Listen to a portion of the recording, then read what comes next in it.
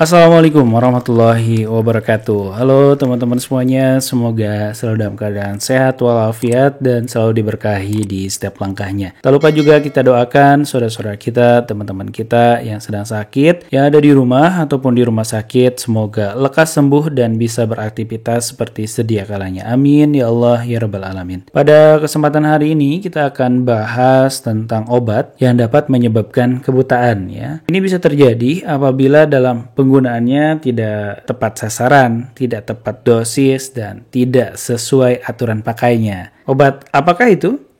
Yaitu obat kortikosteroid. Mungkin teman-teman pernah dengar atau baru dengar barusan atau juga udah paham gitu ya. Ini sharing aja. Jadi obat ini bisa menghambat terjadinya peradangan. Jadi kalau terjadi radang di area mata terus dikasih obat yang mengandung kortikosteroid ya, obat tetes ataupun obat salep, itu akan nyaman banget matanya, saya yakin. Akan tapi di lain sisi ya, obat ini juga bisa menekan sistem imun atau kekebalan tubuh. Oleh karena itu ya, ini harus sesuai dosis, harus tepat sasaran, harus sesuai aturan pakainya supaya dengan menurunnya imun ini tidak terjadi infeksi ya. Karena dengan turunnya imun atau kekebalan tubuh, maka infeksi itu akan sangat mudah terjadi. Saat terjadi mata merah atau ada ketidaknyamanan di mata dan belum dipastikan penyebabnya karena apa, ini harus berhati-hati, jangan sembarang pakai obat ini. Dan untuk penjual juga ya, jangan sembarangan mengeluarkan obat ya, karena ada obat-obat keras yang tidak bisa dibeli secara bebas, harus dengan resep dokter. Ya contohnya ini, obat kortikosteroid. Karena apa?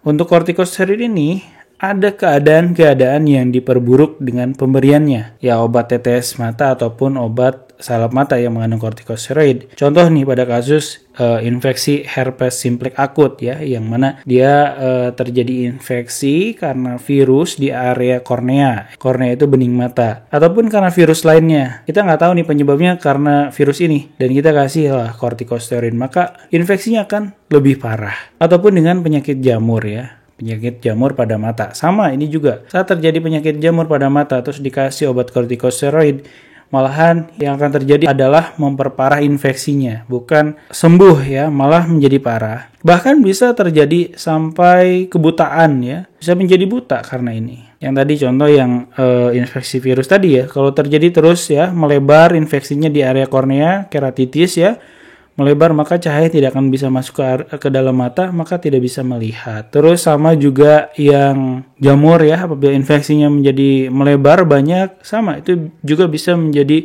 kebutaan. Oh dok, saya tidak ada penyakit mata, mata saya tidak merah, tidak gatal. Akan tapi setiap habis motoran atau terkena debu, enak banget dok pakai obat ini. Dan ternyata obatnya di dalamnya ada kortikosteroidnya. Saya sudah cocok dok sama ini. Nah ini juga sama, harus tahu bahwa penggunaan jangka panjang untuk kortikosteroid ini ya, udah mah ini nggak tepat sasaran juga ya. Ini bisa menyebabkan glaukoma sudut terbuka. Yang mana glaukoma itu bisa menghilangkan lapang pandang ya. Jadi rusak nih, lapang pandangnya akan mengerucut, mengecil sampai hilang, sampai tidak bisa melihat ya, gelap semuanya. Jadi jangka panjangnya dengan penggunaan obat kortikosteroid ini bisa menyebabkan glaukoma sudut terbuka. Yang mana glaukoma ini ya tadi itu bisa berakhir dengan kebutaan ya. Perlahan tapi pasti, senyap tidak terasa, tahu-tahu suatu hari lapang pandangnya berkurang gitu ya. Selain itu juga bisa terjadi katarak. Mungkin teman-teman semuanya udah familiar lah nama katarak ini.